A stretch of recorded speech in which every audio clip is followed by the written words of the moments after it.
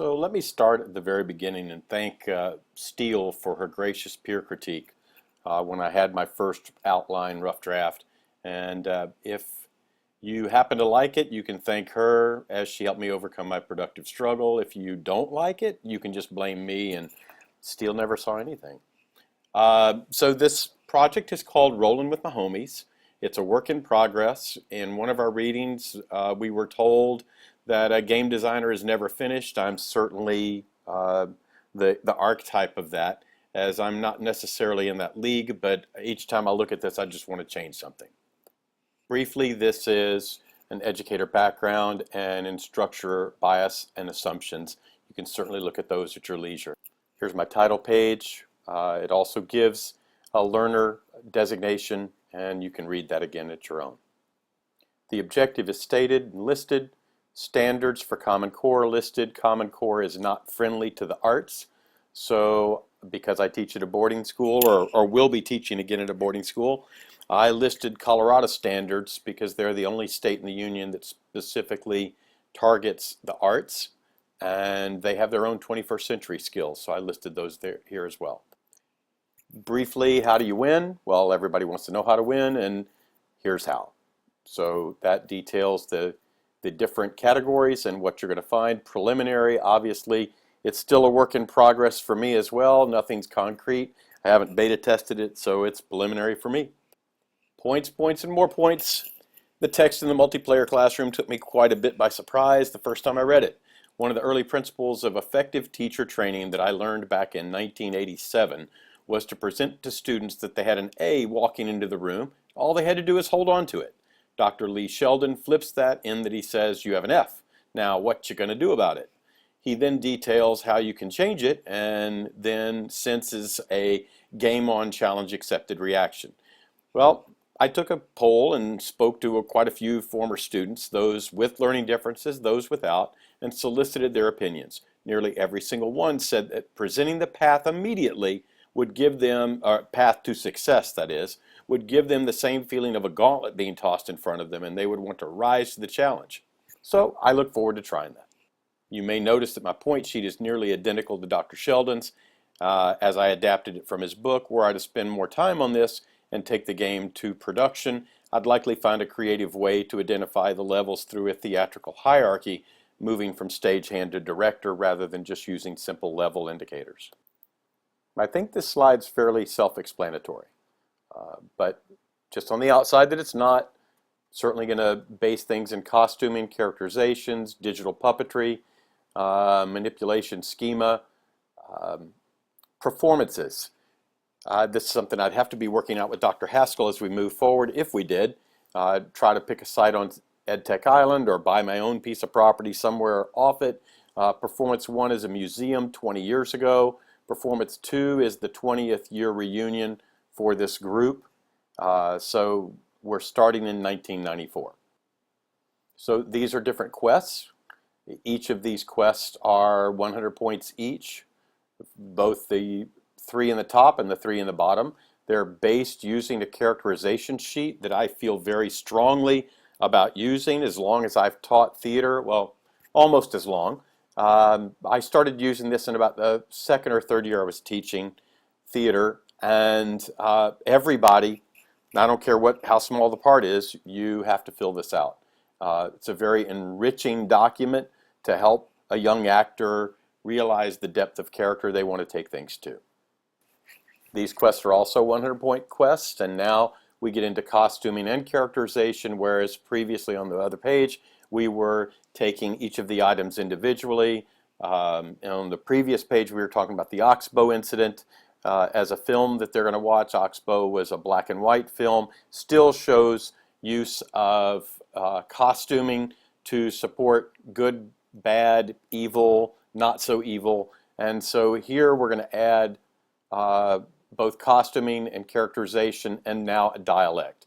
And we're going to use Master Harold and the Boys, Dances with Wolves. Those both are stellar examples in my opinion. And then Robin Hood, Prince of Thieves, which is not a great moment for Kevin Costner, and The Outsiders.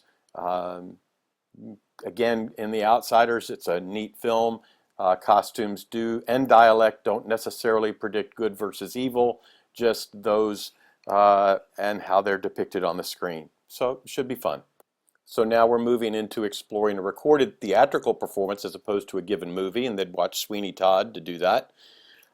There's a bonus quest for them to go to live theater and do a task. And then we have some smaller point value items for simply doing things as a function of what they need for the class. And then the last one on the bottom is to explore live action role play sites as a visitor. Again, I want to build their schema and get them started. So here I want to build some critique skills, how to offer criticism, some improvisation skills that they might need when they perform. So those items are there as well. Again, all to strengthen the whole of the performer. I got this idea because when I was looking around through live action role plays, I found a really old live action role play called Class of '83 by Nick Huggins. I include the link here. The difference is I'm only providing background. Students will have to create their own character sheets. I'm going to use a random number generator, which will be used twice to determine hierarchy in a classroom. Kids determine it anyway by their own pecking order, or let other people determine their hierarchy here. They're going to use a random number generator before they write their characterization sheets. School, it's their current high school and location, although I did adapt that later on and picked Montgomery, Alabama. The first live action role play will be a museum field trip. Date will be today minus 20 years. The second is a live action role play that will be at the 20th year reunion of that class. Date will be current. And student and teacher will provide feedback via Google Doc rubric, which I have on the supplemental sheet at the end. So how do you play it? Well, you get 200 points XP, so that should get their attention. It's going to be a required piece. Again, it's designated for 30 players or less, depending on the size of your classroom. You don't have to worry about which players you're going to use or not, because we're not writing players. The individual player is going to write their own character sheet. Player needs are listed here, and I have a where background is foreground document, which starts to give them some background on the time period in '94, and that's also a work in progress, and I would build on that. Player gets the number from the random number generator, then creates their character using a character analysis sheet, and their perception of who their player should be based on the random number generator. Player will create their character sheet, and they don't have to list their secrets. They have to share them with me or their instructor, but they don't have to list them in the class Google Doc folder, and they should also make a statement as to who their friends are and who there aren't, and then what things of their character analysis the rest of the characters should know and what the characters would not know, that they just may not get to know that person very well. And then the space, well, they're going to meet in a bus lot designated on EdTech Island, the year 1994. The bus will take all the players and the instructor to the EdTech Museum of U.S. Theater, renovated using glass and steel in '93. It's a fictitious building in Montgomery, Alabama. And in my head, the building would be on an existing foundation containing a civil defense shelter. These are some instructor notes. Siren would sound shortly as the students leave the bus. They'll have to spend the entire time in the shelter below the museum, and it's unknown to the players about this beforehand. The space would be approximately 100 feet square, and there are 3 identical spaces below the structure.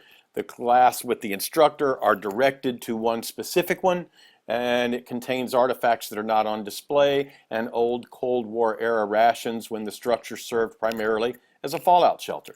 And how am I going to handle language and game appropriate behavior? Well, offensive language would be discussed by the presenting instructor. Players are to remain in character and recognize this is a game. Behavior outside the instructor's parameters would result in that specific character experiencing environmental ailments. This could be, they could be stung by a bee, stung by a spider, or bit by a spider rather, something that would then obscure their sight and restrict their vocal communication, which would mean the instructor is going to turn off the audio or camera, and they're going to start losing points because their character is just there. Repeated offense would be loss of life ailment. This tells them how they're going to play. This also tells them how the game would end and what they could do to end the game faster if they could. Anyway, so that's that part of it. And you'll note this game for Live Action Roleplay 2 is worth 300 points. And again, we're on EdTech Island. Now we're at the same museum, and we're going to have, we're going to meet in the upstairs in the glass part of it. And again, it's built on the existing foundation containing the civil defense shelter. This time the game takes place in the museum. We have language appropriate behavior, but we do have a wet bar this time. That's good. And characters are present as part of the 20th reunion. Some highlights of the footage from the tornado of 1993. I did that wrong. It's really 1994 because there really was a tornado on March 27, 1994 that tore through Montgomery. And then they're going to interact. How does the game end? Well, oh, I forgot. They are going to have an active shooter in the area, which forces them to return to the shelter. And then this is how it ends. Now we have the instructions on the digital reflection, which is worth 500 points. And these items take you to the supplemental folder. And that's my project, guys. Done.